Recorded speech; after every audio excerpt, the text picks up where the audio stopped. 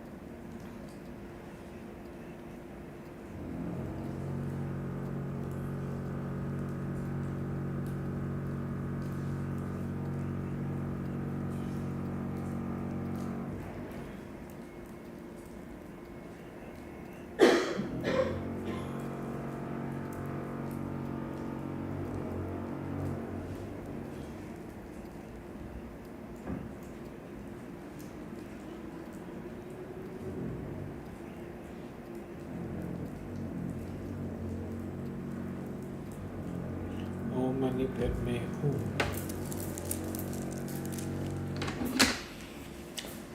So, we've been discussing Beyond Religion, Ethics for a Whole World by His Holiness the Dalai Lama, and we reached page 120.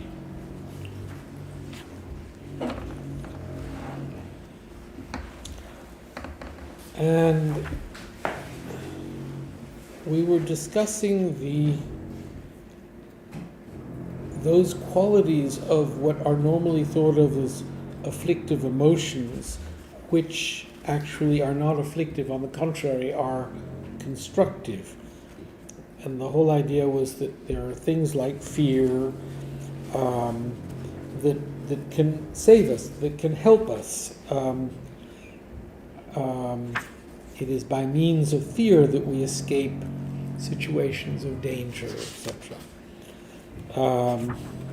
And so where we left off, the next, what we can call, well, we'll just call it emotion, is egoism. So egoism, we consider from one point of view, this egoism, this holding to a sense of self, to be the cause of all our suffering, the cause of our existing within cyclic existence. Egoism is the root of all afflictions. However, in egoism too, we can distinguish between two kinds. A strong sense of self can be constructive, the basis for generating self-confidence, the state of mind that allows us to feel, yes, I can do this. But another form of egoism is evident in pursuing our own self-interests. We become totally oblivious to others' welfare and even willing to exploit others to benefit ourselves. This type of egoism is clearly destructive. So, egoism. Does anyone have anything to say about egoism? It's a big, big, big, big subject, so I hope you have something to say about it. Mark. I think I agree with science's views. Well, can I ask a question Sometimes about ego? What, according to Buddhist teaching, is the origin of ego?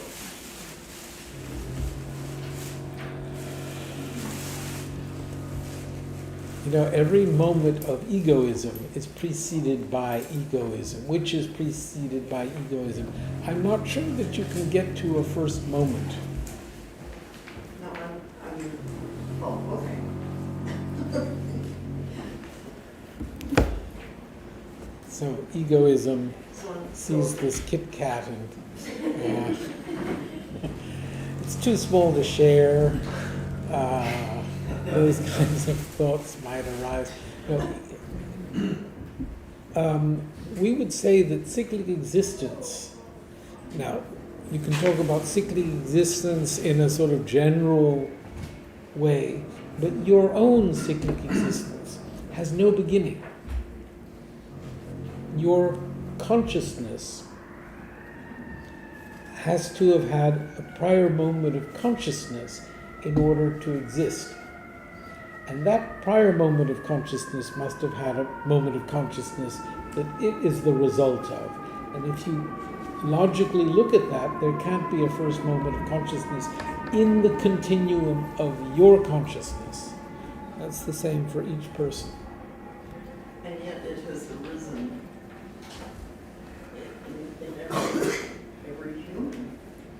Yes, but here, I'm sorry, I'm talking from a Buddhist point of view.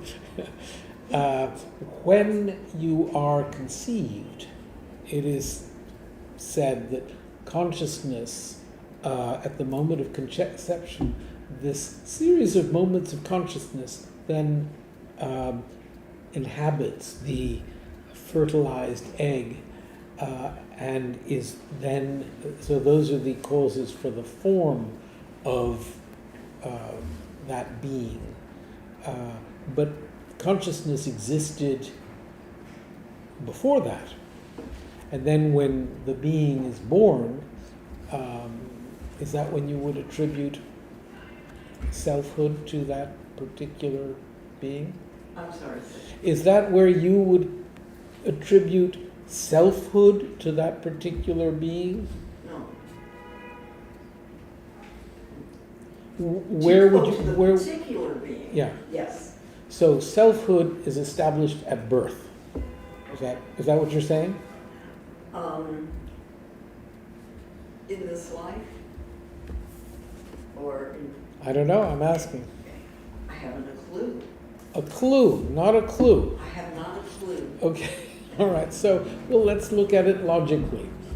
So, in the case of you, do you think you started at birth? No. Where did you start? before. When do you put the starting? Previous to this life, it's my belief that I had another life and another life. Not as me, the personality, which is where my question is coming from.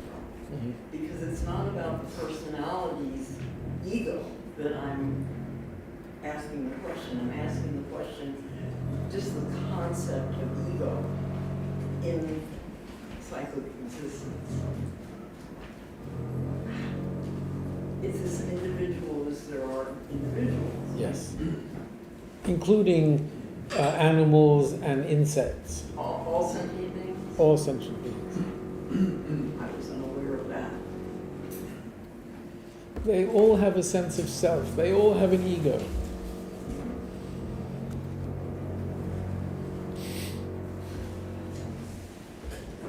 So something So deeper in than other words, personality. as long as it's been, right? So I think we have to be careful when we say things like "as long as it has been." What does it refer to in that? Cyclic existence. Oh, okay. But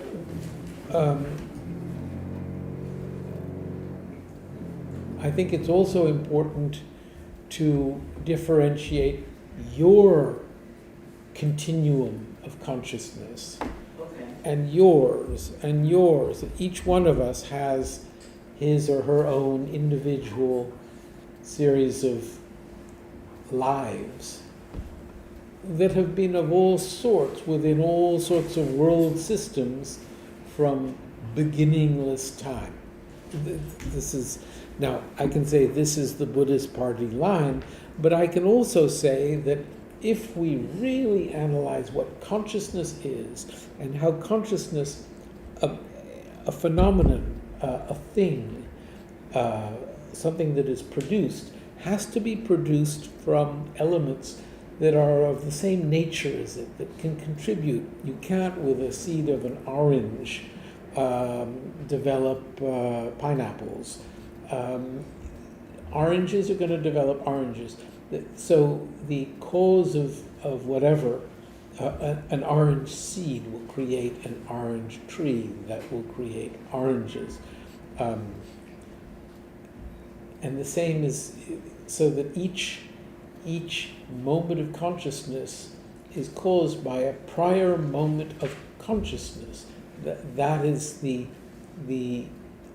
cause that has the same nature as the effect. And each of us has a series of moments of consciousness which can't have a first moment of consciousness, because that first moment of consciousness would have to have been caused by something of a similar nature, which would be a prior moment of consciousness.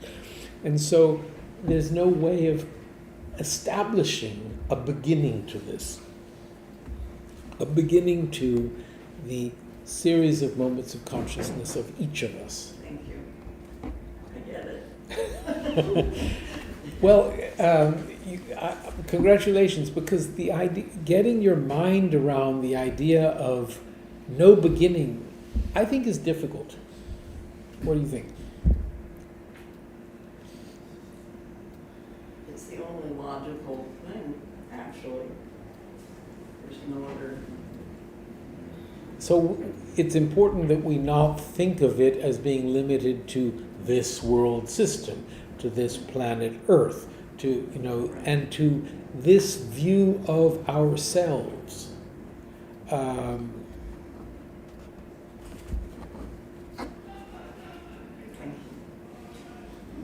beginning in terms of consciousness or in terms of samsara.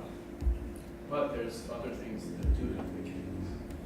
Like these Madeline. The consciousness, yeah. The consciousness of this life. Yeah. And where does it begin? Conception. And why do you attribute that as the first moment of consciousness? Because it is it is part of the causal network of the person that's produced. It means the parents' aim, sperm, is where it's coming together. So I have heard, I think His Holiness has said that it's not necessary that consciousness enters the egg and the sperm, this fertilized egg, at the moment that it is fertilized. It can vary. I mean, it can be fertilized and then the consciousness can enter later. That was the suggestion. Yeah. So then whenever it enters, that's what I would say is the beginning. Any other ideas of? Beginning of the consciousness of this life, not consciousness in general. Some part yes, some part no, because you attach to it. Well, that's not in question.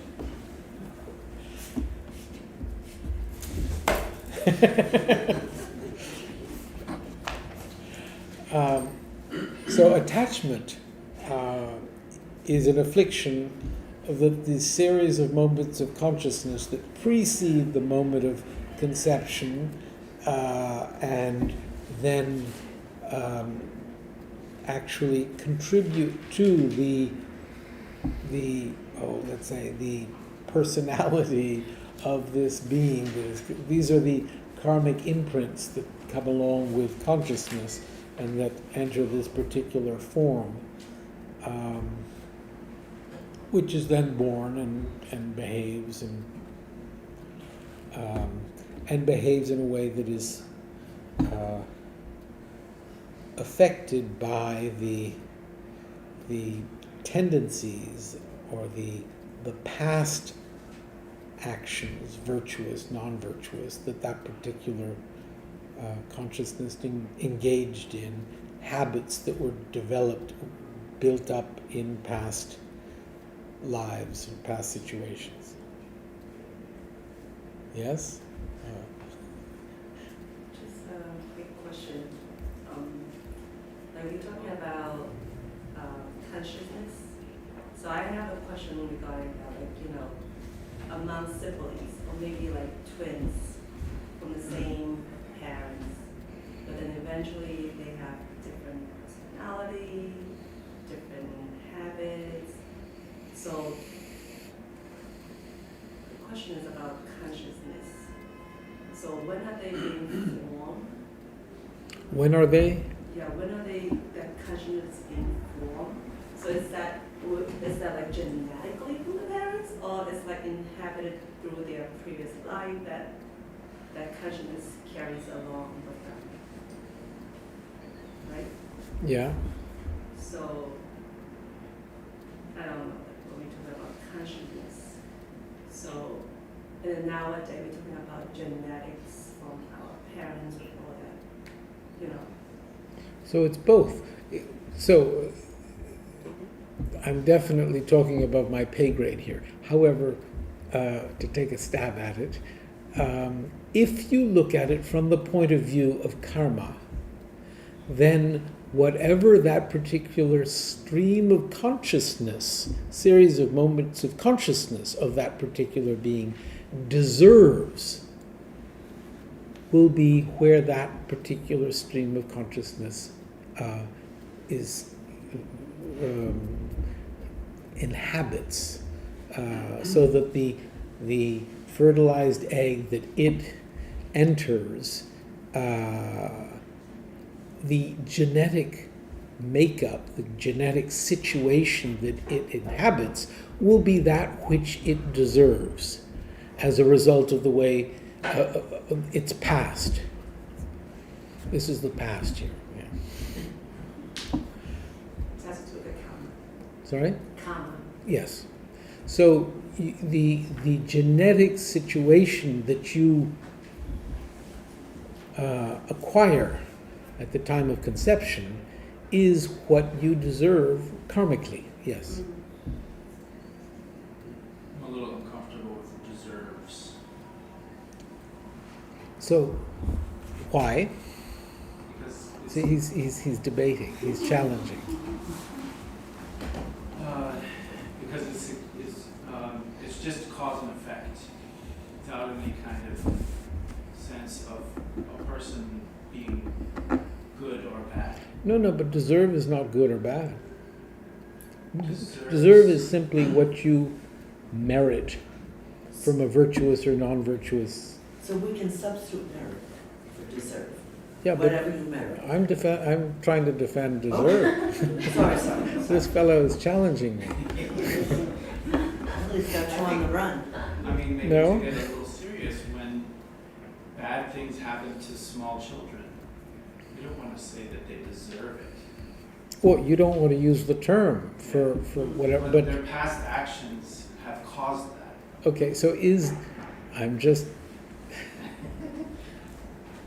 if the past action caused that, can one say that that is what is deserved? Just as a word. There's no judgment. You feel that the word deserve suggests judgment. We use the phrase deserve reward or deserve punishment. So that also seems like it's pointing to a self that is worthy of reward or worthy of being punished. Oh, worthy, I think, is a dangerous word. I think that is connected with deserve. So you've connected them. Are they inherently connected? Must they be connected? Nothing is there. No. Are they one of the same nature, or can they be separated? To be deserving and to be worthy, that interests me. What is judgment? So if we use the word deserve free of judgment, just that,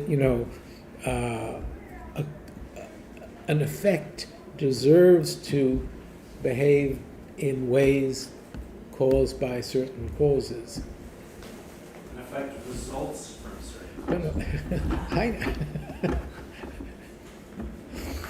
So this is, we can take Mark's challenge as a way of scrutinizing and coming to the conclusion that karma doesn't possess elements of judgment. And if the word deserve suggests judgment, don't use it.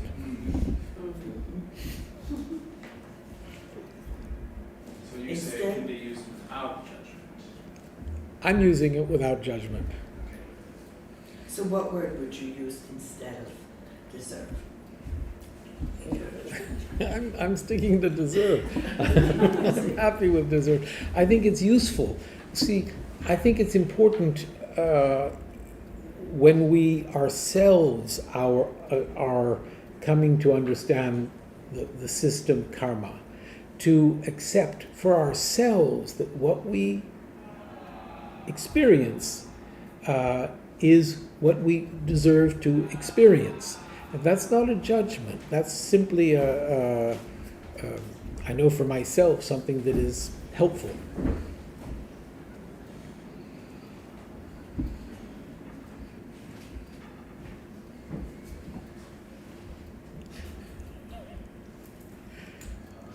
I can say one more. Sometimes you might think, okay, if something happens which is good, then you might start to think quite highly of yourself. Yeah, that's not good. You mustn't think highly of yourself. And then if something happens, quote, bad, you might have this very negative. In both cases, you have some sense of a very concrete self that is either very good or very bad. Mhm. That's what I mean. We don't want to do that. We don't want to do that. We want to have good self-esteem. Okay. That's why we are practicing to be in the middle, not too extreme. How do you say deserve in Tibetan or Sanskrit? It would be interesting to know how to define those two. Don't know.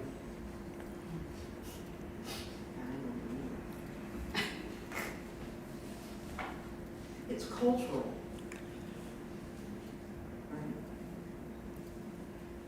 Yeah, but I mean, the point that Mark is making is an important one. We must not judge. We must not approach this, though, as I say, I think that and we must not, whether it was his karma that he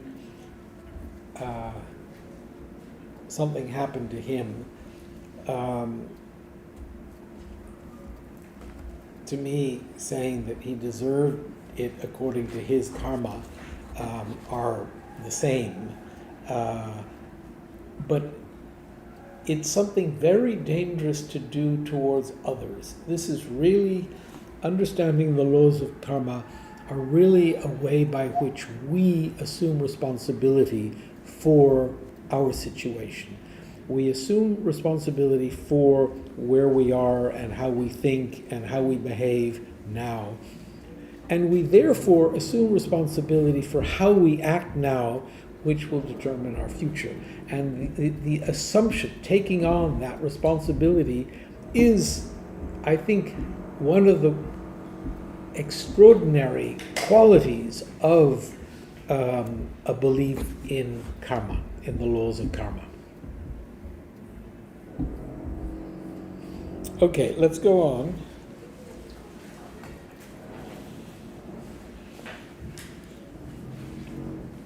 So, when we are dealing with matters as subtle as human mental processes, it's important not to be too dogmatic.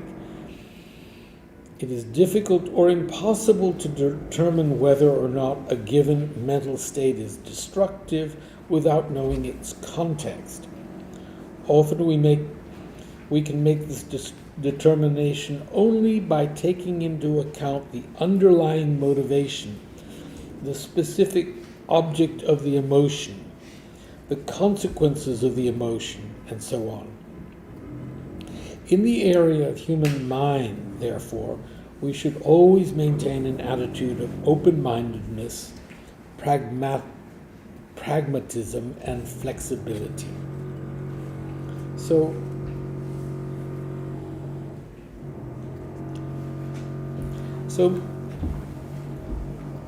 what determines the quality of an action is the motivation, the mind behind, the attitude behind whatever the action is. Actually, when we talk about action, we often normally think about action as being physical actions. But there are physical actions, there are verbal actions, and then there are mental actions. And the most important aspect of motivation is the mental attitude that accompanies whatever the other, the physical action or the verbal action. And so what we're really working at, and I don't want to use the word judging, but what we're really working at scrutinizing is the motivation, is the mental action that accompanies whatever it is. Shared features of destructive emotions.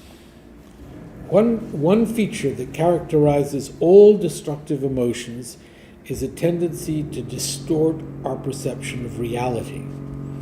They can cause us to narrow our perspective so that we fail to see a given situation in its wider context. For example, when we're feeling an extreme form of attachment, such as intense desire, lust, or greed, often we are projecting a level of attractiveness onto the object of our desire, which far exceeds what is really there.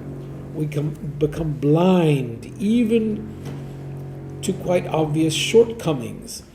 In our obsessive clinging, we create a kind of insecurity in ourselves, a feeling that we need to obtain the object of our desire and are incomplete without it. Well, I think that there's a lot there to think about. We've all experienced this, and to really work at seeing it, understanding it, helps us develop the muscle to refrain from indulging this kind of attachment.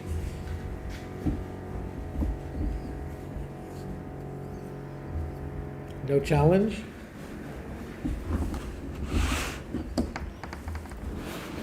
I don't want to challenge. was just occurring to me that in terms of consciousness, there is a tremendous difference between the kind of consciousness that comprehends ideas such as pragmatism and flexibility, open-mindedness. These are aspects of human thought, essentially, and they're related to human language. And I can't say there's the same consciousness that a baby would have, which has, a baby has no real thoughts at first. It doesn't have any words. And I guess it has just feelings, and it's aware of itself. In other words, it's very similar to the consciousness of many other sentient beings, although I don't really know what goes on, for instance, in the mind of a dog.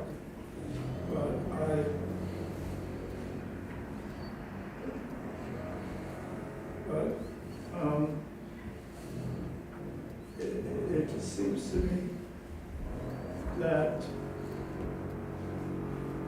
what is being discussed here is a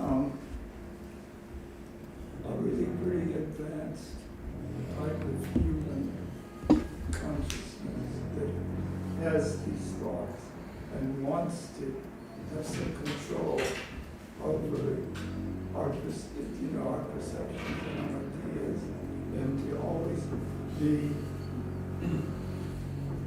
measuring them against our ideas of is this beneficial, is this harmful, and to always be testing that is, I think, what is being discussed. So what is where are you taking us in this? You're saying we should measure ourselves in this? Yes, I think so. I think that, I don't think, now I recall that Mark brought up a couple of weeks ago, he was saying that, well, some people were saying, well, I know what's good or bad, and so, you just know. And Mark questioned that. He said, but I think, the way I think he put it was that they're gray areas. But the way I would prefer to see it is that you can't just simply assume that you know something is good or bad. So it could just be a habit of that having to do with your education or something. And you should always be using your mind to explore and question, what is the source of our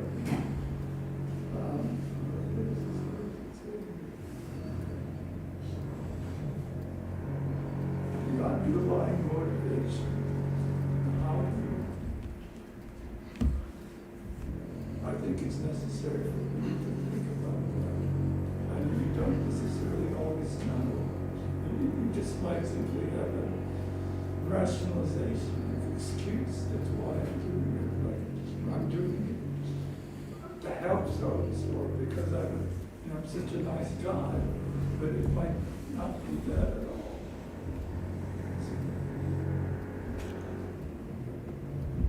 So the scrutinizing our actions in a sort of routine can be something that we can do, of course, as we go through a day.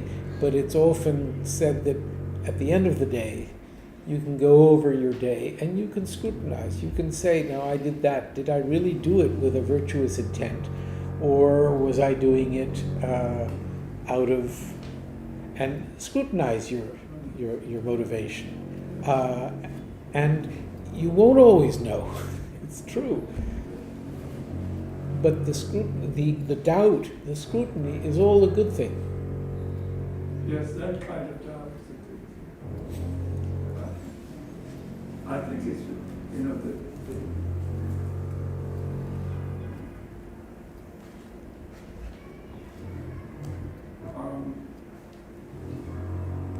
that other kind of Buddhism, the Taoists in art, it's this kind of skepticism that there can be any good, and that the world is a mess, and so that kind of doubt, I think, has been described as being destructive. Because we're here in this world, as messy as it is, and we have to navigate.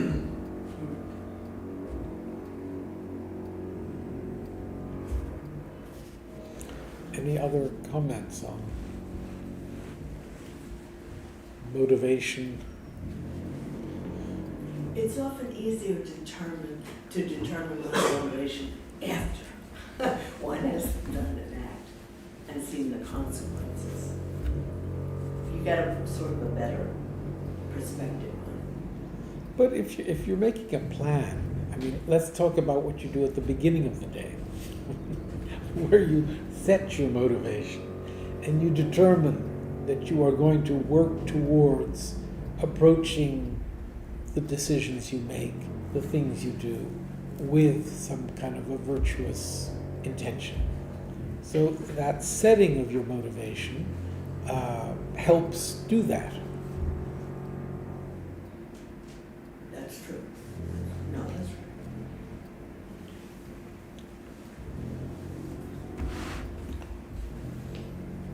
So,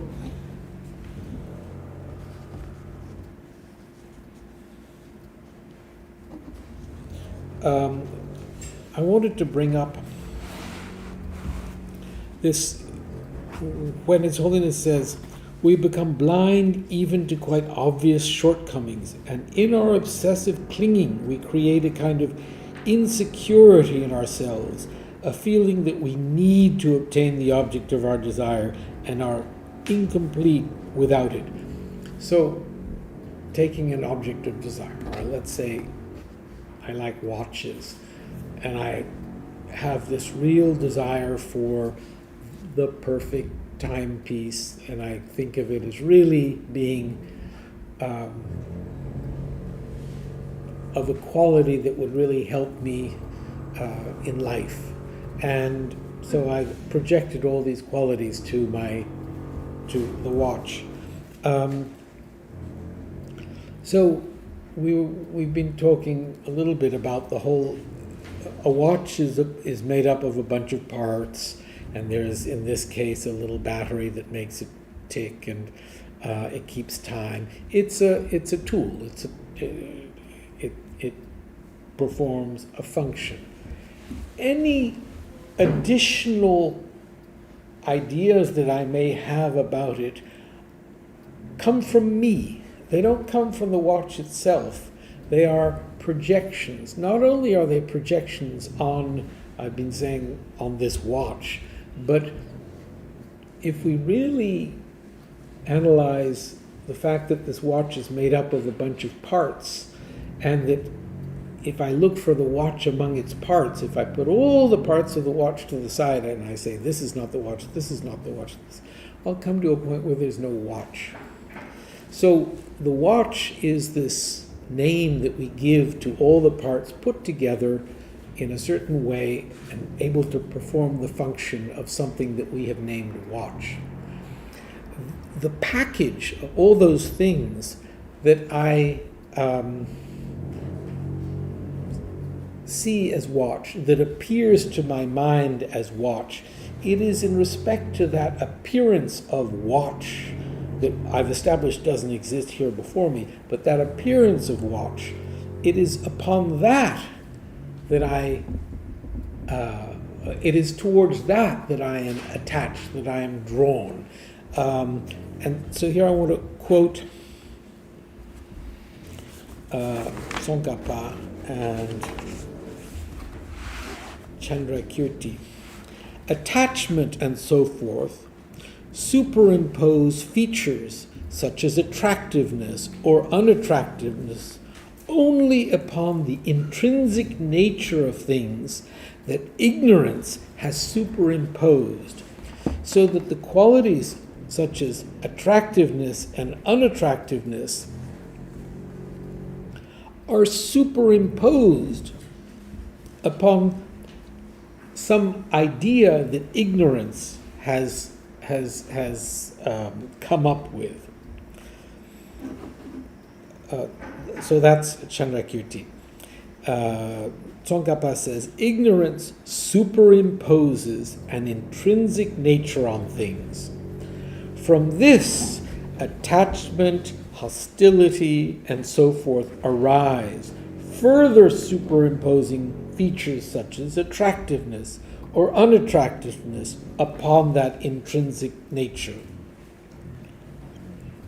So, does that make sense to you?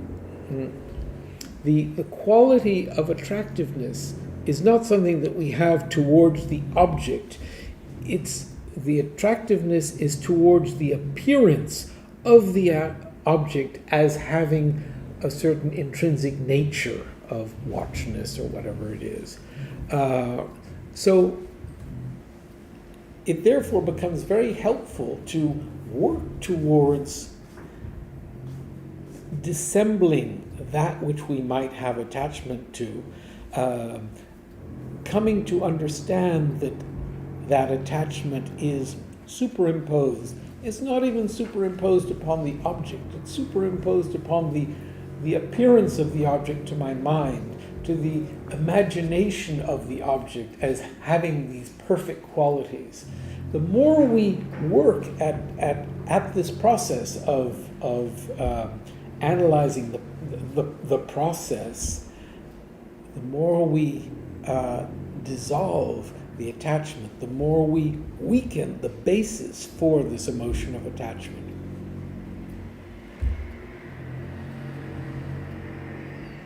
It's not very romantic, I'm sorry. How do we know that what we're developing attachment or aversion towards the appearance, not the object? I've just given you a quote from Chandrakirti and from Tsongkhapa. Now you study those, analyze, and you slowly over decades answer that question. It's not a question that you can answer, that you should not be satisfied with what I just give you. You should really think about it. Well, we can go through the reasoning and say, well, it can't be this part, and it can't be that part. But then the direct perception is not, is still very much seen as a solid watch.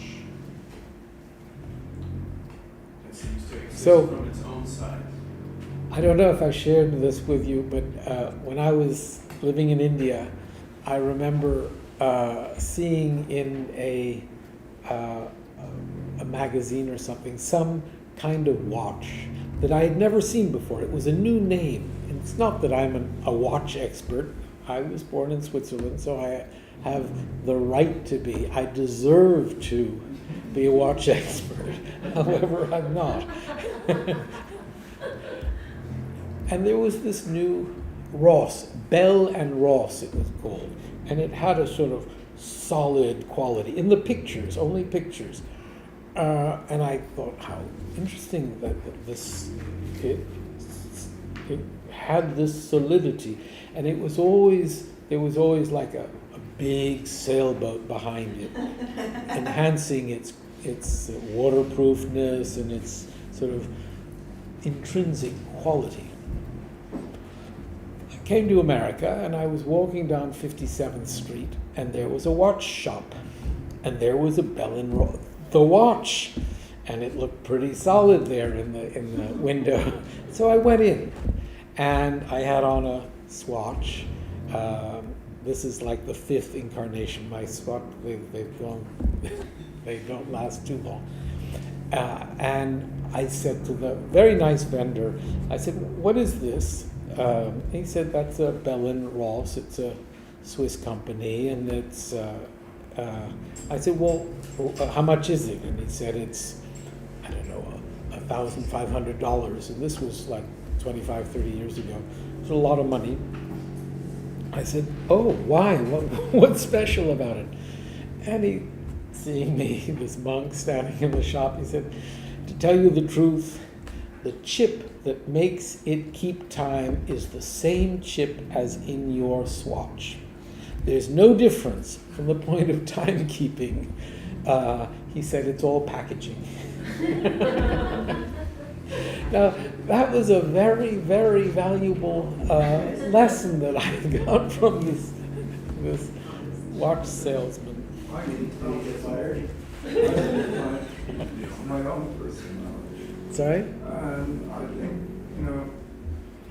I imagine, for instance, in the 18th century, that having, if you were a sailor, it would be very important to have an accurate chronometer. Otherwise, you can't calculate the longitude for, And so, however, in my own case, if I, let us say that I were lusting after this brigade watch, and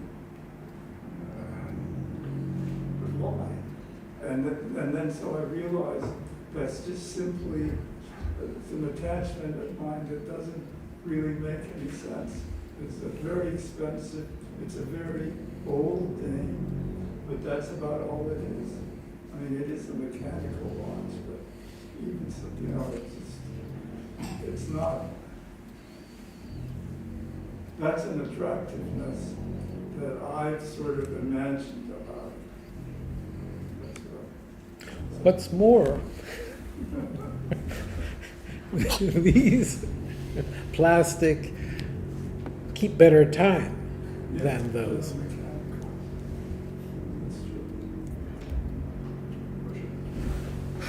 I may. I happened to, it's my first time, thank you for letting me join on. Been thinking about an idea very closely related to this, but from a slightly different source. And it's surprising to me that they seem to be saying the same thing, very similar. And a piece of it, as I'm learning to understand it myself, may be also helpful for Mark, one of the things that you raised. Happens to be a German philosopher, Heidegger. And he talks about this very similar thing.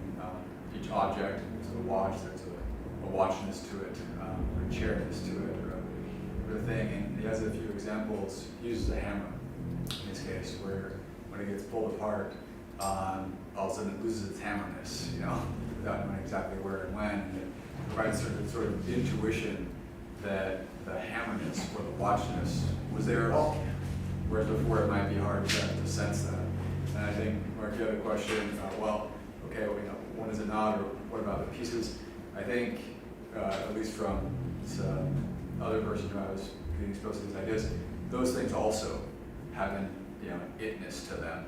It's just different, but they still have it. But When you say those things have that itness, you're talking about hammers or you're talking about... So the parts of the watch. So each part has an each itness. part will still have its own particular thing, but just be it's a different one, and that it's kind of there. You can begin to sort of pull away from that and realize that each object has that, and that many times the itness that it has, or the watchness, has attachments or other ideas associated with it. It's going to be different for each person. That's interwoven with certain psychological traits that we bring that maybe aren't as helpful, or conducive to, say, things from Dalai Lama that would be understood as conducive.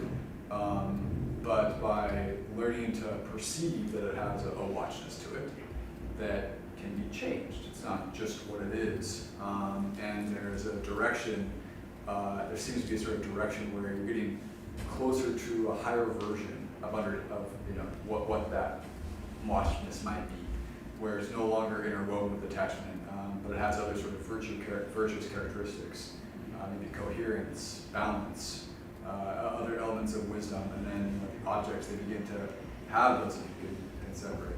Yeah, this is something that I haven't just been thinking about, so it's pretty fresh. So what did... Sorry. No, this is according to Heidegger. This is a Heidegger idea. So what does Heidegger say? So the watch has so would you say that the watchness of the watch, would he say that that quality of watchness that we attribute to the parts does exist or doesn't exist? So instead of it being a watchness, it would be a partness.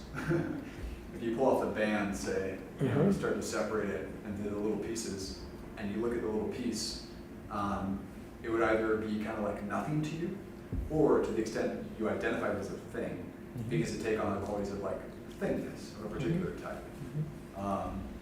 And it's basically kind of interwoven with our experience of just any objects in the environment. And in my own mind, as I think about it right now, I imagine that for very small children, ages 0 to 1, 1 to 2, the things that they're perceiving, they don't have a watchness yet, and so it's kind of just a raw chaos.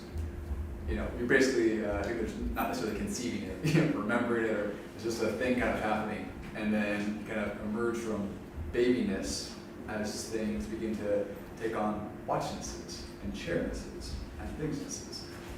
But as that happens, they tend to have certain characteristics that may or may not be consistent with wisdom in terms of the particular watchness that it is for the child. And yeah, it basically. And meanness about myself? I think I'm still kind of working on that part. I think so. But in some sense, seems to be a different characteristic to it. Instead of it being an external object that has its itness, people can perhaps have a meanness if they tend to think about themselves in a certain way. But there's a way in which they also don't have that, if they can kind of remove themselves from it and just be in a place of existence. I think they feel and experience, but without necessarily, attributing an itness to it, even though they may, in moments, have thoughts about it that they relate to in certain ways. That one I'm less, I'm really happy that we have the Heidegger perspective on this view. I have a question. So the watchness, and then you take it apart, in that philosophy, the parts exist? So you take the watch apart. The part exists, the part itself exists. So there's a Screws. there's a thing there. There's a thing there. So it exists. Well, it's kind of like first there's something that's there, but to the extent that you see it and you think about it, you identify it. If you've identified it, then you've identified it as something. And so it has at least some early paint strokes, early paintbrushes of the ideas that correspond to that object, even if it's very few. Versus, say, with a watch, and certain watches, some watches, they may have built up many, many rich layers of meaning for the functionality that they serve, or the social status they convey, or the meaning for your own desires, and perceived needs that they might fulfill. They become very heavy and loaded and rich. The early ones, they have fewer of those. They just have a few light paint strokes of their itness. But if you identify it as an object, then it has at least some small component that's kind of wound up in its itness for you at that time. Otherwise, it's just like colors kind of in chaos there. Does Heidegger make a distinction between the watchness of the watch and the partness of the parts of the watch? Yeah.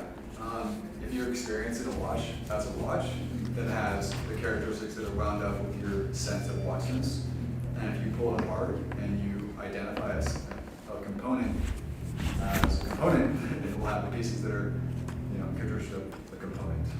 You can continue doing that. But to me, that suggests that that's the same. The isness of each, whatever you see has that. Once we start to see it as a thing, as you said. It would be a different thing. The watchness would be a different thing from the componentness. If you take the watch, and this maybe is composed of 1,000 different parts. You take a really small one that if I gave it to you alone, you wouldn't even recognize it as belonging to a watch at all. But not different in terms of the itness of it. It has a different itness. Like, let's say it's the, But an itness. yeah, it has a particular itness. No. Just as a watch has a particular itness. Yes. Yeah. Watch has an itness, a part would have its own itness. But they both have an itness. Yeah, that's, And then- so they have an itness, but they aren't necessarily the same for everybody. They have distinctiveness that like each person will place a tribute to the thing, to the extent they conceive it at all. Otherwise, it's just kind of like not really a thing. It's kind of just like colors or something. They're just kind of hitting in a nonsensical way. I was just then, you can just keep dissecting that so that once you dissect the watch and it becomes screw, and then this name and its itness. And within the screw, we can dissect that if this is iron, metal, and all these particles. So Yeah, or with the watch itself, you can dissolve its watchness. You can disattach yourself from its watchness. And then, resettle on a new watchness that seems more consistent with, say, the Dharma. And same with each of the smaller ones. You can have a certain itness for the smaller component, the screw. That's a certain thing, or you can dissolve a particular itness of that screw and have it be interwoven with a certain functionality that's attached to a higher purpose. And then it has a new itness.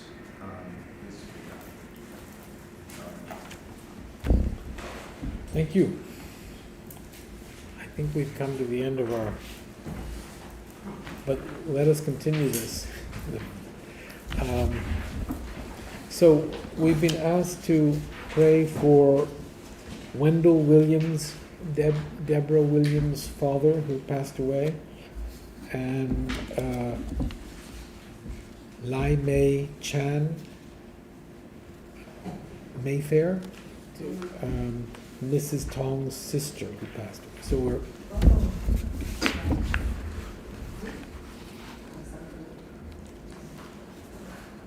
So we're the Sutra of the Recollection of the Noble Three Jewels. I prostrate to the Omniscient One. Thus the Buddha, Bhagavat, Tathagata, Arhat, Samyak Sambuddha, the learned and virtuous one, the Sugata, the knower of the world, the charioteer and tamer of beings, the unsurpassable one, the teacher of devas and humans is the Buddha Bhagavat. The Tathagata is in accord with all merit.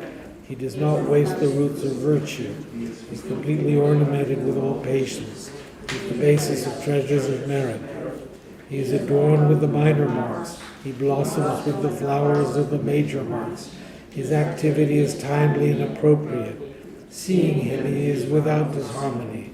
He brings true joy to those who long with faith. His knowledge cannot be overpowered. His strength cannot be challenged. He is the teacher of all sentient beings. He is the father of bodhisattvas. He is the king of noble ones. He is the guide of those who journey to the city of nirvana. He possesses immeasurable wisdom. He possesses inconceivable confidence. His speech is completely pure. His melody is pleasing. One never has enough of seeing him. His form is incomparable. He is not stained by the realm of desire. He is not stained by the realm of form. He is not affected by the formless realm. He is completely liberated from suffering. He is completely and utterly liberated from the skandhas. He is not possessed with dhatus. His ayatanas are controlled. He is completely khandanats. He is completely liberated from extreme torment. He is liberated from craving. He is crossed over the river. He is perfected in all the wisdoms. He abides in the wisdom of the Buddha Bhagavats who arise in the past, present, and future. He does not abide in nirvana. He abides in the ultimate perfection. He dwells on the bhumi where he sees all sentient beings. All these are the perfect virtues of the greatness of the Buddha Bhagavat. The holy Dharma is good at the beginning, good in the middle, and good at the end. Its meaning is excellent. Its words are excellent. It is uncorrupted. It is completely perfect and completely pure. It completely purifies. The Bhagavat teaches the Dharma well. It brings complete vision. It is free from sickness. It is always timely. It directs one further. Seeing it fulfills one's purpose. It brings discriminating insight for the wise. The Dharma which is taught by the Bhagavad is revealed properly in the Vinaya. It is renunciation. It causes one to arrive at perfect enlightenment. It is without contradiction. It is pithy. It is trustworthy and puts an end to the journey. As for the Sangha, the great Yana, they enter completely, they enter insightfully, they enter straightforwardly, they enter harmoniously. They are worthy of veneration. They are worthy of receiving prostration. They are a field of glorious merit. They are completely capable of receiving all gifts. They are an object of generosity. They are a great object of complete generosity. The protector who possesses great kindness, the omniscient teacher, the basis of oceans of merit and wisdom, I prostrate to the Tathagata. Pure, the cause of freedom from passion, virtuous, liberating from the lower realms. This alone is the supreme ultimate truth. I prostrate to the Dharma, which is peace. Having been liberated, they show the path to liberation. They are fully dedicated to the disciplines. They are a holy field of merit and possess virtue. I prostrate to the Sangha. I prostrate to the Buddha, the leader. I prostrate to the Dharma, the protector. I prostrate to the Sangha, the community. I prostrate respectfully in all ways to these three. The Buddha's virtues are inconceivable. The Dharma's virtues are inconceivable. The Sangha's virtues are inconceivable. Having faith in these inconceivable, therefore the foolishness are inconceivable. May they be born in a completely pure life. The 8 verses on training the mind. With the determination to accomplish the highest welfare of all sentient beings, who surpass even a wish-granting jewel, I will learn to hold them supremely dear. Whenever I associate with others, I will learn to think of myself as the lowest amongst all, and respectfully hold others to be supreme from the very depths of my heart. In all actions I will learn to search into my mind, and as soon as a disturbing emotion arises, engaging myself in others, I will firmly face and avert it.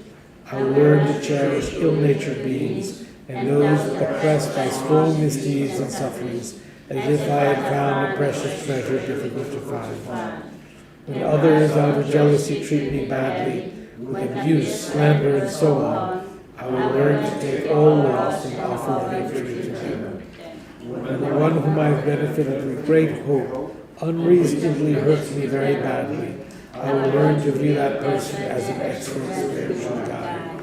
In short, I will learn to offer to everyone without exception all help and happiness, directly and indirectly, take upon myself all harms and suffering of my mothers.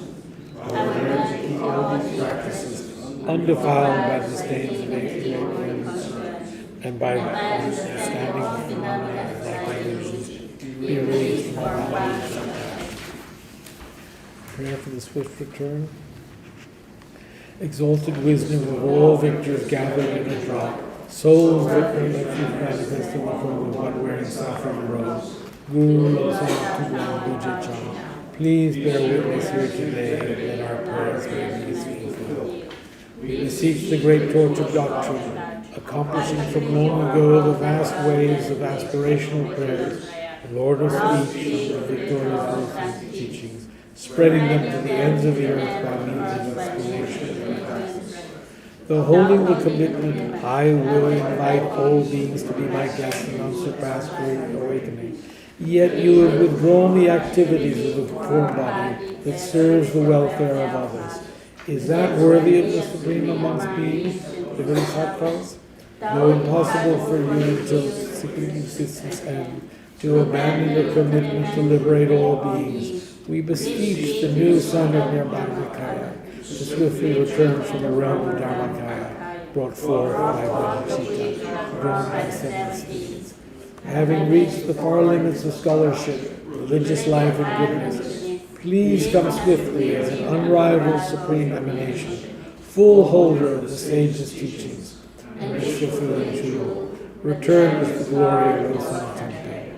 Magnificent truth of the 3 precious jewels, Mahakala, Karmayama, and Srimati Devi, and the ocean of Dharma protectors, may you spontaneously fulfill our wish, the swift blossoming of your reincarnation's fresh moonlight face. Thank you. So, Wednesday, there will be class or a discussion group like this in South Orange, New Jersey. The address is on the website. And Saturday at 1 o'clock in New Jersey, there will be a White Tara Puja, which everyone is welcome to.